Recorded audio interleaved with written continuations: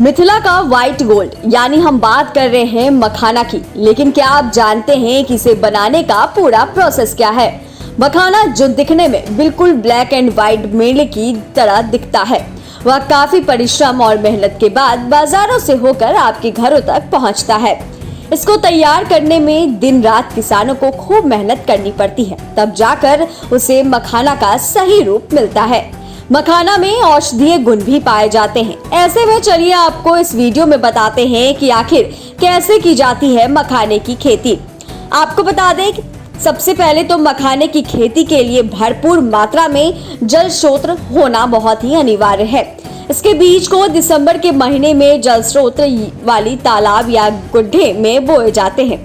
बीज बोने से पहले उस तालाब की अच्छे से सफाई करनी होती है। उसके बाद पूरे तालाब में बीज की रोपनी की जाती है। बीज बोने के दौरान इस बात का ध्यान रखा जाता है कि बीज की दूरी ज्यादा बिल्कुल भी ना हो।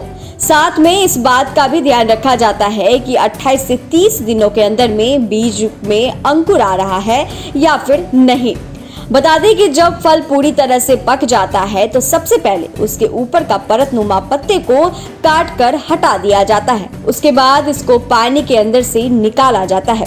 इस कार्य के लिए अनुभवी मजदूरों की आवश्यकता पड़ती है। इसके लिए किसान मछुआरों की सहायता लेते हैं। इसके एवज में प्रति किलो के हिसाब से उन्हें पैसे भी दिया जाता है। फिर फल को पहले सुखाया जाता है, फिर भूनकर होता है। साथ ही किसान का कहना है कि पानी से निकलने वाले मखाने के दाने को पहले धूप में खूब सुखाया जाता है, उसे फिर लोहे की कढ़ाई में भूना जाता है। यह भुनने की प्रक्रिया 3 कढ़ाई से होकर गुजरती है। फिर बाद में हार्वेस्टिंग की जाती है, तब जाकर मिथिला का मखान पूरी तरह से तैयार होता है।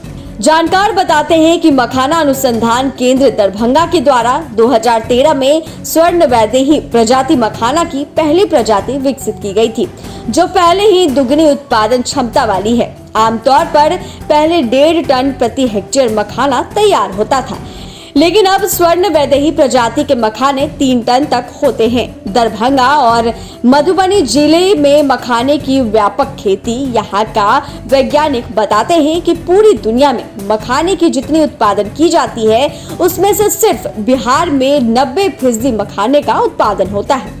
खासतौर पर दरभंगा और मधुबनी जिले में मखाने की खेती वृहद तरीके से की जाती है। इसलिए मिथिलांचल के इन दिनों 2 जिलों को मखाना राजधानी भी कहा जाता है। जानकारों ने यह भी बताया है कि मखाना का बीज से लेकर उत्पादन और मखाना बनने तक में काफी लंबा समय लगता है। अगर किसान खुद से करना चाहे तो इस प्रोसेस में लगभग 8 महीने तक का वक्त लग जाता है। वहीं अगर आप नर्सरी से सीधा बीज लेंगे तो इसे प्रोसेस में लगभग 7 महीने लगेगा। ऐसे में यानी कुल मिलाकर आपको मखाना खाने में काफी लंबे समय का इंतजार करना पड़ता है।